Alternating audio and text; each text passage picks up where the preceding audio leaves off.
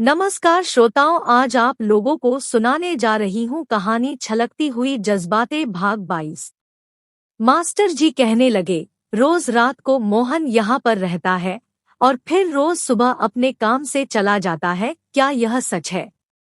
सुलोचना अपनी सिर को झुकाकर रखते हुए धीरे से कहती है, हाँ बाबूजी, यह सब तो आपके ही अनुमति के अनुसार हो रही है। तभी मास्टर जी कहने लगे, वह लड़का मोहन और तुम्हारे बीच में जो कहानी चल रही है, उसके लिए भी क्या मेरी अनुमति ली गई थी? मास्टर जी की बातें सुनते ही एकाएक सुलोचना की आंखें छलक गई और दो चार बूंदें आंसू चेहरे से बहकर उसके हाथों पर गिर गई, जिसे चाहकर भी वह रोक ना सकी। वह अपनी जुबान से कुछ ना कह सकी, केवल चुपचाप रह गई। ऐसे में कुछ देर बाद फिर से मास्टर जी कहने लगे, बेटा, मैं कुछ पूछ रहा हूँ। सुलोचना सुबकते हुए धीरे से कहने लगी, बाबूजी, किसी से किसी का प्यार हो जाए, किसी को कोई अच्छा लग जाए और उसके लिए मन में भावनाएं जागे तो क्या इन सब के लिए किसी की अनुमति की अपेक्षा रखती है? अगर सचमुच रखती होती तो आपसे अनुमति लिए बगैर मैं ऐसा काम कभी नहीं करती। कहते हुए सुलोचना सुबकने लगी, फिर से सुबकते हुए धीरे से कहती है, बाबूजी, मुझे क्षमा कर दीजिए।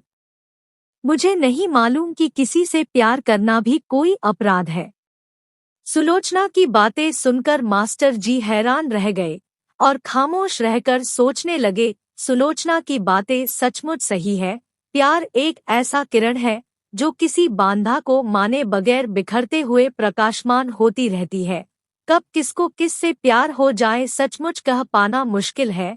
हम लोग जो लैला मजनू की, सोनी महिवाल की कहानी, राधा कृष्ण के रोमियो जूलियट, सती सावित्री कृष्ण और रुक्मिणी, शिव पार्वती जी, बैजू बावरा, सलीम और अनारकली की कहानियों को लोगों के सामने पेश करते हैं, उसमें भी तो वही सब दिखाते हैं। बहुत देर तक मास्टर जी कुछ ना कह सके और सुलोचना है कि भावनाओं में आकर उसकी छलकती हुई आंखों से आंसू बहने लगी। अपनी आंचल से आंसू पोंछते हुए एकाएक चुपचाप रह गई। ऐसे में मास्टर जी फिर से कहने लगे, बेटा, मेरा कहने का मतलब ऐसा नहीं था। मैं तुम्हारे प्यार की सम्मान करता हूँ। बाबूजी के बातों को सुनकर सुलोचना की मन एकाएक फिर से खिल उठी। तभी मास्टर जी कहने लगे, परंतु हमारे जो समाज है, ऐसी समाज में रहकर बाहरी किसी व्यक्ति से मिलजुल बढ़ाकर तथा प्यार मोहब्बत में आगे बढ़ना बहुत घातक शुद्ध होती है।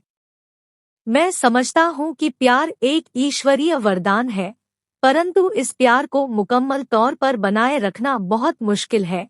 कहते हैं ना, प्यार को प्यार ही रहने दो, इसे कोई नाम ना दो। तुमने देखा होगा कि जब जब किसी ने प्यार को कोई नाम देने की कोशिश की है तो बहुत सारे बवाल खड़ी हो गई है, क्योंकि हमारे समाज ऐसे प्यार की इजाजत नहीं देती, ऐसे प्यार को मान्यता नहीं देती। और हम तो ठहरे बंजारन, नहीं तो क्या घर-बार होते हुए भी हम लोग बंजारन की तरह यहाँ वहाँ भटकते, गाएं बजाएं लोगों के मनोरंजन करते। हम लोगों को समाज में कोई भी सम्मान की नजरों से नहीं देखता, हमें भटके हुए लोग कहा जाता है। हमारे यहाँ से कोई पगडंडी किसी खूबसूरत महल या घर की दहलीज तक नहीं जाती, अगर जाना चाहे तो भी दहलीज तक पहुँचने से पहले दरवाजे बंद कर दी जाती है या किसी और तरीके से रास्ते पर अवरोध खड़ी कर दी जाती है। हम लोगों के नाचने गाने पर लाखों करोड़ों लोग झूमते हैं, खुशियों से तालियां बजाते हैं, मनोरंजन की लुफ्त उठाते हैं, परंतु इसे कोई अपने घर परिवार में स्वीकार नहीं करते। ऐसे में यद्यपि हम लोग मान ले कि तुमने कोई गलती नहीं की है, परंतु दूसरी नजरिया से देखा जाए तो तुमसे अपराध हुई है और ऐसे अपराध के लिए कोई दंड देने की आवश्यकता नहीं होती। समय के साथ साथ खुद ही तरह तरह के दंड भोग लेते हैं। मास्टर जी कुछ देर के लिए चुपचाप रह गए।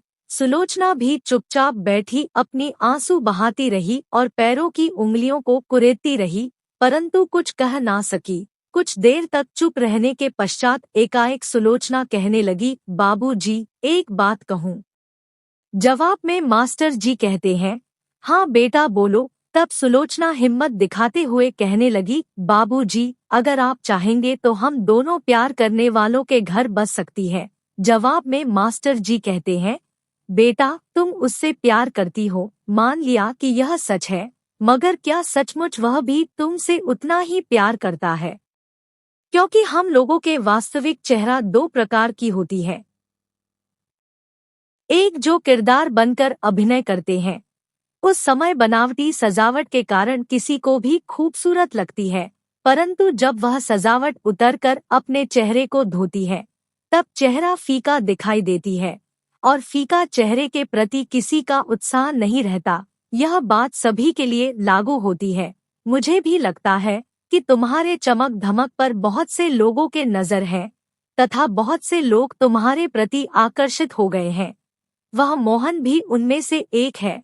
ऐसे में मुझे लग रहा है कि जो सपनों की महल तुम बनवाने की विचार मन में लिए फिर रही हो, वह विचार धरा के धरा ही ना रह जाए और एक दिन ऐसा ना हो कि तुम्हारी सारी उम्मीदें टूटकर बिखर जाएं।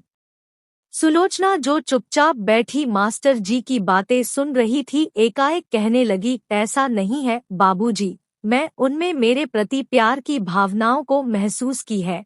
ऐसे में यह सपना बिल्कुल कोरा कागज की तरह नहीं है। मास्टर जी एक बार फिर से सुलोचना की ओर ताकते हुए कहते हैं, तुमने पुख्ता रूप से यह बात कैसे कह सकती हो? जवाब में सुलोचना कहती है, मैंने उनके आंखों में मेरे प्रति प्यार को महसूस की है। सुलोचना के बातों में सांत्वना भरे लहजे में मास्टर जी कहने लगे, नादान बेटी, इतनी कम समय में किसी की आंखों में प्यार की एहसासों को महसूस नहीं की जा सकती है। उसके लिए समय लगता है और तुम्हारी कहानी तो केवल 10 दिन पुरानी है। सुलोचना किसी बातों का जवाब दिए बिना चुपचाप रह गई। मन ही मन कहने लगी, यह दर्दे दिल तो मेरे लिए 10 वर्ष के समान रही है। बाबूजी, आपको मैं समझा नहीं पाऊंगी। उनके आंखों में मैंने जो प्यार देखी हूँ, वह लोगों को 10 वर्ष में भी नसीब नहीं होती। मैं आपको समझा नहीं पाऊंगी बाबूजी। मैं उनके आंखों में जो प्यार देखी हूँ, वह किसी सलीम से कम नहीं है। नीलकमल में राजकुमारी के प्यार में पागल नायक चित्रसेन की तरह है। उन्हें भी अगर जिंदा चुनवा दी जाए तो भी हंसते हंसते स्वीकार कर लेगा। ऐसे में काफी देर के पश्चात आवेग भरी लहजे में धीरे से सुलोचना कहने लगी, बाबूजी, आपके कहे हुए सारी बातें मैं समझ रही हूँ, परंतु मैं अब जहाँ तक पहुँची हूँ वहाँ से वापस लौट कर आना मुश्किल है। आप मुझे आशीर्वाद कीजिए ताकि मेरी प्यार व्यर्थ ना हो और हमारे भी घर बस जाएं। एक बेटी के रूप में मैं आपसे यही विनती करती हूँ कि आप मेरी भावनाओं को समझने की कोशिश कीजिए। मुझे ऐसी लगती है कि उनके बगैर मैं अधूरी रह जाऊंगी। आप चाहे तो हमारी 100 परीक्षा ले लीजिए, मगर मुझे उनसे जुदा होने को मत कहिए। मैंने यह महसूस की कि उनके बगैर मेरी वजूद कहीं खत्म ना हो जाए। आप मेरे ऊपर कृपा कीजिए बाबूजी। सुलोचना वहीं बैठकर सुबकती रही और अपनी आंखों से बहते आंसुओं को पोंछती रही और मास्टर जी है कि उसे तरह तरह की बातों से वास्तविकता को समझाने की कोशिश में लगे हैं। बेटा, और 2-3 दिन हम लोग यहाँ पर रहेंगे, उसके बाद हम सभी को यहाँ से चले जाना होगा। अभी तो हम लोग अपने घर में चलेंगे, उसके बाद हो सकता है कि 20 से 25 दिन तक हमें घर में ही रहना पड़े, या तो कोई नए जगह पर जाने को मौका मिल गया तो चलेंगे, क्योंकि अभी तक हमें नई जगह पर जाने की बयाना नहीं हुई है। अगर यहाँ पर रहते हुए नजदीकी कोई बयाना होती तो बात कुछ और होती, और तुम तो जानती हो कि यहाँ से हमारा घर लगभग 600 कोस की दूरी पर है। ऐसे में मोहन के साथ तुम्हारी परिचय तथा क्षण भर में बने यह रिश्ता यहीं समाप्त हो जाएगी। बड़ी देर तक चुपचाप रहने के पश्चात सुलोचना कहती है, बाबूजी, एक बात कहूँ? जवाब में मास्टर जी कहते हैं, हाँ बेटा कहो। सुलोचना मुश्किल से हिम्मत जुटाकर कहती है, बाबूजी, आप मेरा सब कुछ है। आप चाहेंगे तो हमारा घर बस सकती है। हम दोनों एक दूसरे को चाहने वालों को आप चाहेंगे तो रिश्ते की बंधन में बांध सकते हैं। आश्चर्य व्यक्त करते हुए मास्टर जी कहते हैं, वह कैसे? जवाब में सुलोचना कहती है, उनका घर वालों का कहना है कि अगर आप और भैया तथा कोई और साथ में जाकर उनके घर में उनके माताजी से बातें करके रिश्ता तय करना चाहते हैं तो उन्हें हमारी रिश्ता मंजूर है। उनके माताजी ने मुझे अपनी घर की बहू के रूप में स्वीकार कर लेंगे। मैं भी उन्हें कह दिया कि वैसे ही होगी। मैंने उन्हें इस बात की विश्वास दिलाई है कि मेरी पूरे परिवार ने मिलकर हमारे इस प्यार को रिश्ते में तब्दील करने में पूर्ण रूप से सहयोग करेंगे। मैं तो आपकी बेटी हूँ। एक पिता होने के नाते आप अपनी बेटी को इतनी सी भी खुशियाँ नहीं दे सकते। मास्टर जी कुछ देर तक मौन रहने के पश्चात कहने लगे, बेटा तुमने यह बात एकिन के साथ कैसे कह सकती हो। समाप्त। कहानी के अगले भाग के लिए हमारे साथ बने रहिए। धन्यवाद।